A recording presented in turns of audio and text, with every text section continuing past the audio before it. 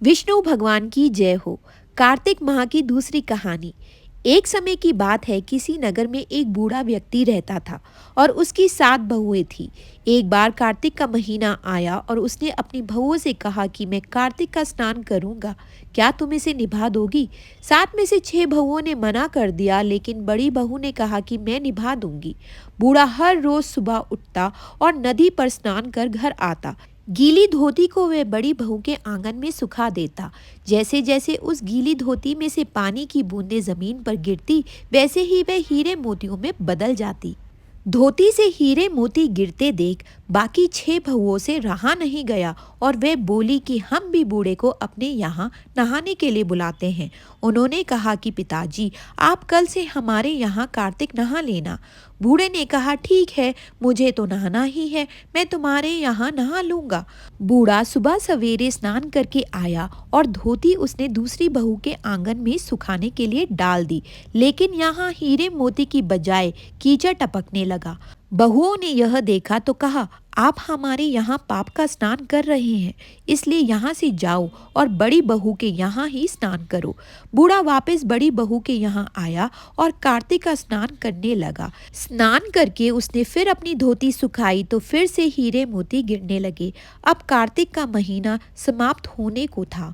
बूढ़ा चिंता में पड़ गया तो बड़ी बहू ने इसका कारण पूछा। उसने कहा कि कार्तिक स्नान समाप्त होने को है और मेरा मन है कि मैं सारे परिवार को एक दिन खाने का न्योता दूं। बड़ी बहू ने कहा कि पिताजी, इसमें चिंता की क्या बात है, आप सभी को बुला लें, मैं खाना बना दूंगी। बूढ़ा सभी को निमंत्रण देने गया तो बाकी बहुओं ने कहा कि जब तक यह घर पर रहेगी हम खाने पर नहीं आएंगे। बूढ़ा फिर से चिंता में घिर गया कि ऐसा कैसे हो सकता है और सूखने लगा।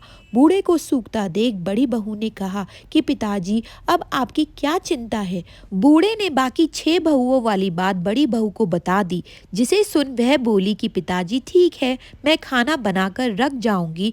और उसने वैसा ही किया। खाना बनाकर रख दिया और अपने लिए 4 रोटियां लेकर खेत पर चली गई। इधर 6 बहुओं ने खाना खा लिया, लेकिन जाने से पहले बाकी बचे हुए खाने में कंकड़ पत्थर डाल गई कि बड़ी बहू आएगी तो परेशान होगी। इधर खेत में बैठकर बड़ी बहू कहने लगी कि राम जी की चिड़िया, राम जी का खेत, चुग लो चिड़िया भर भर पेट। मेरे ससुर ने घर में जगह दी है और मैंने खेत में। चिड़िया को बाजरा डाल वह घर आ गई। घर आई तो बूढ़ा फिर उदास बैठा था। उसने फिर पूछा कि यह उदासी क्यों? सब ठीक ठाक निपट गया ना? वह बोला कि हाँ, सब ठीक निमट गया, लेकिन तेरी देवरानियां बाकी बचे हुए खाने में कंकड़ पत्थर व मिट्टी डाल गई। बहू ने कहा कि कोई बात नहीं पिताजी, मैं तो अपने लिए 4 रोटियां लेकर गई थी।